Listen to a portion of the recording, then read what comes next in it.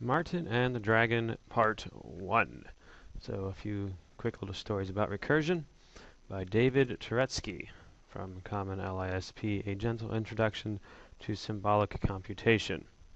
So the background for the story is that in ancient times, before computers were invented, alchemists studied the mystical properties of numbers. Lacking computers, they had to rely on dragons to do their work for them. The dragons were clever beasts, but also lazy and bad-tempered. The worst ones would sometimes burn their keeper to a crisp with a single fiery belch. But most dragons were merely uncooperative, as violence required too much energy. This is the story of how Martin, an alchemist's apprentice, discovered recursion by outsmarting a lazy dragon. One day, the alchemist gave Martin a list of numbers. So here's Martin. He was given a list of numbers and sent him down to the dungeon to ask the dragon if any of those numbers were odd. Martin had never been to the dungeon before. He took a candle down with him, and in the furthest, darkest corner found an old dragon, none too friendly looking. Timidly he stepped forward. He did not want to be burnt to a crisp. "What do you want?" grumped the dragon, as it eyed Martin suspiciously. "Please, dragon, I have a list of numbers, and I need to know if any of them are odd," Martin began. "Here it is." He wrote the list in the dirt with his finger. 3124, 5798, 6550, and lastly 8914.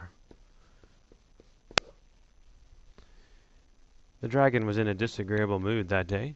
Being a dragon, it always was. "Sorry, boy," the dragon said. "I might be willing to tell you if the first number is odd, but that's the best I could possibly do. Anything else would be too complicated, probably not worth my trouble." "But I need to know if any of the numbers in the list is odd, not just the first number," Martin explained. "Too bad for you," said the dragon. "I'm only going to look at the first number in the list. But I'll look at as many lists as you like if you give them to me one at a time." Martin thought for a while. There had to be a way around the dragon's orneriness. "How about this, then?" he asked, pointing to the one he had drawn on the ground. "The first number in that list is not odd," said the dragon.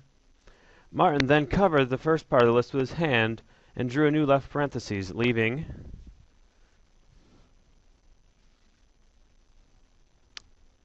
5798, 6550, 8914, and said, "How about this list?"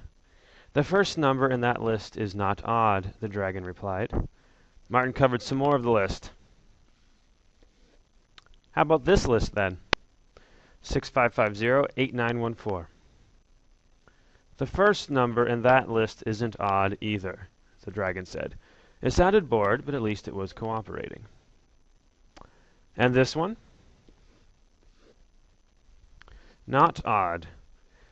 And this one," Martin drew that list on the ground. "That's the empty list," the dragon snorted. "There can't be an odd number in there because there's nothing in there at all." "Well," said Martin, "I know now that one of the numbers in the list the alchemist gave me is odd. They are all even." "I never said that," bellowed the dragon. Martin smelled smoke. "I only told you about the first number in each list you showed me." "That's true, dragon. Shall I write down all the lists you looked at?"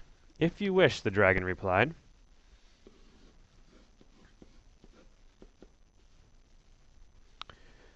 Martin wrote in the dirt 3142, 5798, 6550, 8914, list number 1.